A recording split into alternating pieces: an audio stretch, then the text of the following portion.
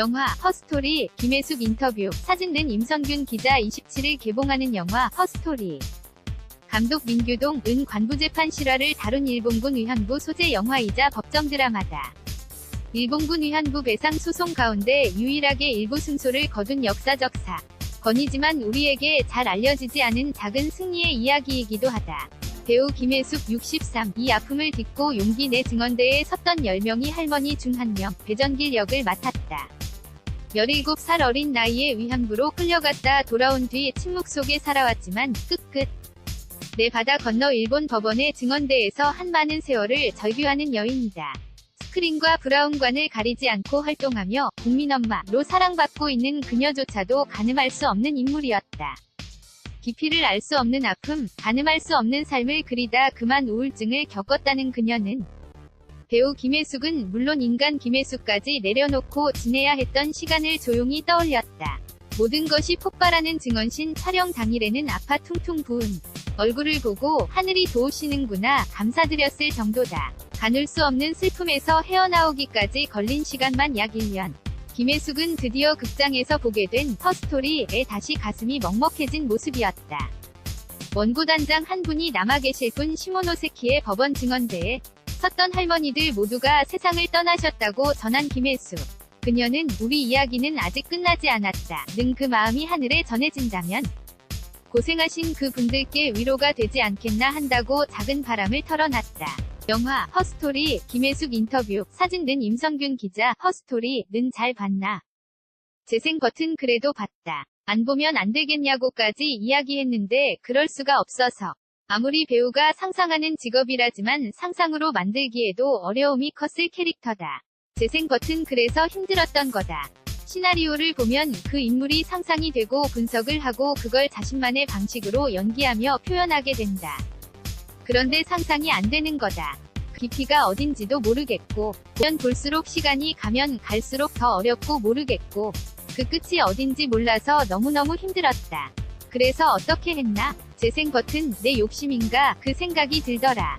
내가 어떻게 하겠다는 생각 자체가 이 배전길이라는 역에 덫이 되는 것 아닌가 싶었다. 실존한 이 인물을 터무니없는 상상으로 한다는 게 교만이자 이기심일 수 있겠다는 생각이 들었다. 내 자신을 내려놔야겠다 했다. 되도록이면 저를 비우고 하얀 도화지에 인물을 입히고 싶다고 이야기해왔는데 인간 김혜숙까지도 비워야 한다는 게 있더라. 배우가 아니라 인간으로서 내 자신을 내려놓고 비운다는 게 정말 어렵다는 걸 새삼 깨달았다. 사람이 스스로에 대한 애착이 정말 강하다. 다 비워낸 것 같아도 그 안에 욕심이 있다. 착각이란 걸 이번에 깨달았다. 출연을 결심하기 쉽지 않았을 것 같다. 어떻게 선택했나? 재생 버튼 배우 개인으로서는 민규동 감독이 같이 작업해보고 싶은 감독이었다. 허스토리라고 해서 무슨 이야기인지 모르고 들었다. 이야기를 듣는데 그 순간 아무 생각이 안 났다. 집에 시나리오를 들고 왔는데 펼쳐볼 수가 없었다. 묘한 감정이었다. 피해가야 하는 것 아닐까? 상상만 해도 숨이 찰 정도로 버거웠다. 그래도 온 시나리오니까 읽어봐야 할 것 같았다. 가장 마음에 들었던 것은 그 분들의 삶을 다룬다는 점이었다. 역사는 누구나 들어서 알지만 그 분들이 그걸 겪고 나이들 어떻게 사는지는 짐작만 할 뿐 안 알려지지 않았나. 저는 관부재판 자체도 몰랐고 이 나이에 그 의미 있는 일을 모르고 있었다는 게 스스로 충격적이기도 했다. 사진 낸 영화 허스토리. 스틸컷 극중 다른 할머니들과도 다르게 배정길 할머니는 계속 입을 닫은 모습인데 재생 버튼 말이 없는 이유가 있다. 이 사람은 여자로서는 물론이고 한 사람으로서 자기만의 엄청난 아픔을 갖고 있는 사람이라 더 힘들었다. 이 사람의 아픔을 짐작할 수 없었다. 웬만한 일이 있어도 감정을 드러내지 않겠다는 생각이 들었다. 말없이 가져가기가 너무 힘들었다. 저도 사람이고 연기하는 사람이다 보니까 내 감정에 빠져들어서 신마다 너무 슬펐다. 그때는 사는 것도 슬펐고 온 세상이 슬픔으로 가득 차 있는 것 같았다. 어떨 때는 가슴이 뻐근한 느낌이었다. 그 수위 조절을 하느라 힘들었다. 법정신 증언을 할 때도 되도록 참으면서 했던 것 같다. 법정신에서는 실제로도 건강이 안 좋은 것처럼 보인다. 재생 버튼 사실 컨디션이 안 좋았다. 얼굴이 더 부어있다. 재판신을 나흘 찍었다. 하루에 한 사람씩 찍는 걸 지켜보면서 다 같이 젖어들었다. 촬영이 다가오니 지칠 대로 지치고 정신적으로도 힘이 들었다. 마침 몸이 안 좋더라. 3일째 되는 날은 정말 아파서 촬영에 안 나가고 싶을 정도였다. 그래도 내가 아프다고 엄살 부리면 안 되지 하며 촬영에 나섰다.